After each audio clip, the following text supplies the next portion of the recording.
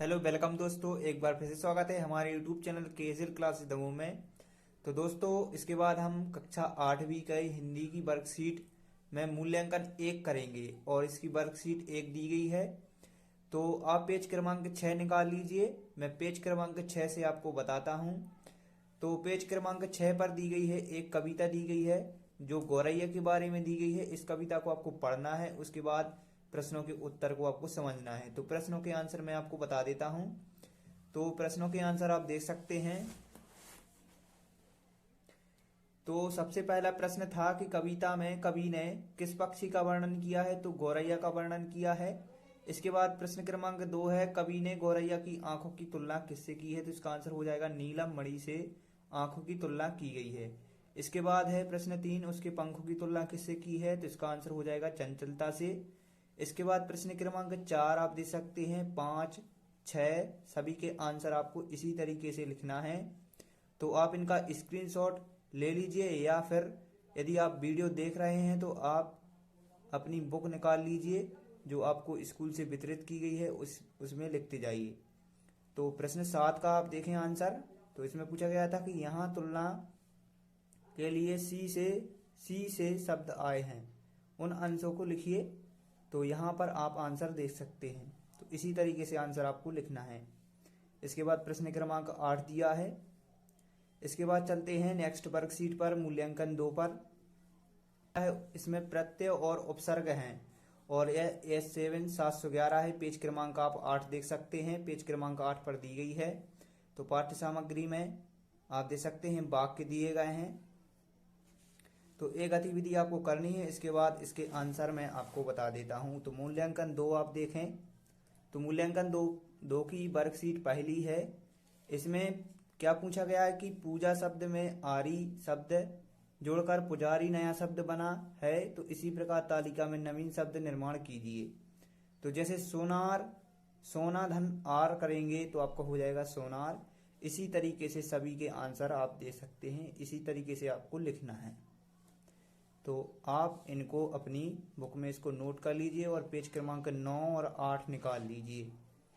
तो पेज 12 है और पेज क्रमांक आप 10 निकाल लीजिए। तो यह पाठ्य सामग्री नीति के दोहे दिए गए हैं। तो इस नीति की दोहे को आपको पढ़ना है, उसके बाद क्वेश्चन के आंसर मैं आपको बताता हूं। तो गतिविधि अभ्यास आप पढ़ सकते हैं क्या क्या दिया गया है। इसके बाद वर्कशीट 1 दी गई है। तो वर्कशीट 1 दी गई है तो इसमें रिक्त स्थानों की पूर्ति करना है।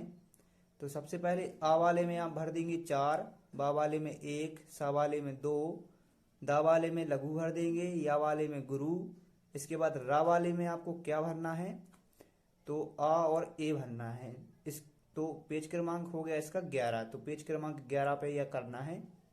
इसके बाद पेज क्रमांक 12 निकाल लीजिए। तो पेज क्रमांक 12 में वर्कशीट 2 दी गई है और यहाँ पर एक दोहा दिया गया है, करत करत अभ्यास के जड़मति होत सुजान, रसरी यावर जाते सिल पर पड़त निशान। तो इसमें पूछा गया है कि सबसे पहला क्वेश्चन है कि यह कौन सा छंद है।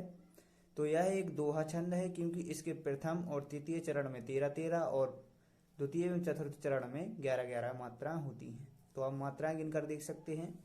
इसके बाद सेकंड है, इस छंद में कितने चरण हैं, तो 4 चरण हैं, 1, 2, 3 और 4।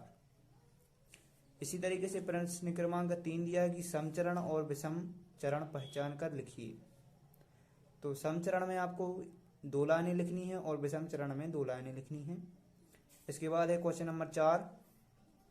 तो क्वेश्चन नंबर 4 में 13 मात्राएं लिखनी है और प्रश्न क्रमांक 5 में 11 मात्राएं, 6 में लिखना है 13-13 मात्राएं और प्रश्न क्रमांक 7 में इसमें पूछा है दोहा छंद के लक्षण या परिभाषा लिखिए। तो मैंने परिभाषा यहाँ पर लिख दी, तो यह परिभाषा दी गई है, तो आप इसको भी लिख लीजिए और पेज क्रमांक 12 आप निकाल लीजिए, 12 पर यह लिखना है।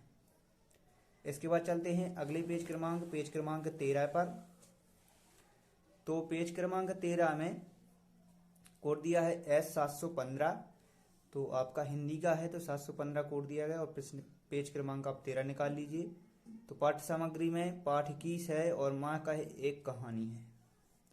तो इस कहानी को आपको पढ़ लेना है। इसके बाद इसके क्वेश्चन देख लेते हैं। तो प्रश्न पहला दिया है कि इस कविता में किस किस के बीच चर्चा हो रही है। तो आंसर आप जैसे इस कविता में बहुत ज्यादा चर्चा है, जैसे माँ और बेटी और राजा और रानी। प्रश्न क्रमांक 2 का आंसर हो जाएगा वात्सल्य भाव। प्रश्न क्रमांक 3 का आंसर आप दे सकते हैं। प्रश्न क्रमांक 4 का आंसर हो जाएगा करुण भाव। इसके बाद है प्रश्न क्रमांक 5। तो प्रश्न क्रमांक 5 में भाव किसे कहते हैं, इसकी परिभाषा लिखनी थी, तो परिभाषा आप दे सकते हैं। इसके बाद प्रश्न 6 है, तो प्रश्न 6 का उत्तर हो जाएगा काव्य में। इसके बाद है प्रश्न क्रमांक 7। तो प्रश्न क्रमांक 7 का आंसर हो जाएगा रस से। इसके बाद चलते हैं नेक्स्ट पेज पर। ए पेज क्रमांक 14 है, तो आप पेज क्रमांक 14 पर निकाल लीजिए। इसके बाद चलते हैं पेज क्रमांक 15। तो पेज क्रमांक 15 में ऊपर आप दे सकते हैं भाव दिए गए हैं, परिभाषा दी गई हैं। तो पेज क्रमांक 15 निकाल लीजिए और वर्कशीट दी गई है 1। इसमें मैया री मोही माखन भावे एक दोहा दिया गया है। तो इन सभी के आंसर आप दे सकते हैं और अपनी बुक निकाल लीजिए। तो पेज क्रमांक 15 में ये आंसर आपको लिख लेना है। इसके बाद आप चलते हैं मूल्यांकन 4 है, इसकी वर्कशीट 3 दी गई है। इसमें काव्य में रस और इसके स्थायी भाव पढ़िए और समझिए। तो रस दिए गए हैं और स्थायी भाव दिए हैं उनके सामने। तो जैसे श्रृंगार का हो जाएगा स्थायी भाव रति, हास्य का हास। तो इस तरीके से सभी स्थायी भाव दिए गए हैं। अब इसके बाद प्रश्नों के उत्तर को करना है। तो सबसे पहले आ में क्या क्या करना है, तो रस में आपको भयानक भर देना है, स्थायी भाव इसका होता है भय, आप यहीं टेबल पर देख सकते हैं। इसके बाद शोक विकल्प वाले में आपको रस भरना है करुण और स्थायी भाव आपको भर देना है शोक। इसके बाद बा वाले में आपको करना है भयानक रस और स्थायी भाव भय। इसके बाद सा वाले में आपको करना है श्रृंगार रस और स्थायी भाव रति। तो पेज क्रमांक आपका 16 हो गया। तो मैंने आपको अभी तक सभी वर्कशीट बता दी है हिंदी की। इसके बाद आते हैं पत्र लेखन। तो इसके आगे वीडियो में आपको पत्र लेखन का बनाऊंगा। तो आप वीडियो को लाइक और शेयर करें और चैनल को सब्सक्राइब जरूर करें। इसके बाद फिर मिलते हैं अगली वीडियो में।